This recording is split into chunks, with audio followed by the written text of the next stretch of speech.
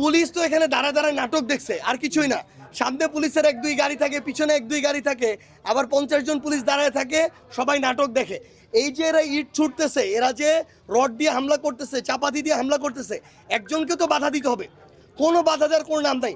আপনারা দেখছেন আমাদের এক ভাই আলিফ, 18 বছর একটা ছেলে, চোখটা রড দিয়ে আঘাত করে চোখটা পর্যন্ত নষ্ট করে দিছে। এখন পর্যন্ত একটাকে হবিগঞ্জে গ্রেফতার করা হয় নাই। তাহলে এই পুলিশ হইলো এখন বাংলাদেশের পুলিশ না, এটা হচ্ছে তারেক রহমানের পেটোয়া পুলিশ। এখানেও ওই পুলিশের ওই একই ভূমিকা। তাহলে তারেক রহমান বলুক সে আরেকটা একনায়কতন্ত্র কায়েম করবে, স্বৈরাচার কায়েম করবে, এবং এখানে তার রাজত্ব কায়েম করতে চায় শেখ হাসিনার মতো।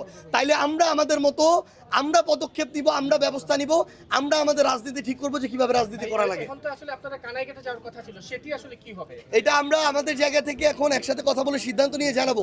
কিন্তু তারা যেটা শুরু করেছে কানাই কেটে যাওয়ার সুযোগ আছে কিনা? না, তাহলে দেখেন আপনি, আমরা একটা রাজনৈতিক দল হিসেবে আমাদের প্রোগ্রামটা করতে চাই। তারেক রহমানের ছাত্র দলের বিএনপির সন্ত্রাসীগুলো প্রোগ্রামটা করতে দিতেছে না। তাহলে আমরা তাদের বিরুদ্ধে কতটুকু কথা বলবো, এটা কি তারা ঠিক করে দিবে? বিরোধী দল কি কথা বলবে তারা ঠিক করবে? তারা আমাদের বিরুদ্ধে কথা বলুক, আমাদের কথা যদি অযৌক্তিক হয় জনগণ আমাদেরকে বয়কট করবে। কিন্তু তারা তা না করে সন্ত্রাসী এবং এই ধরনের স্বৈরাচারী পথ তারা বেছে নিতেছে আমাদেরকে দমন করার জন্য, রক্তাক্ত করার জন্য।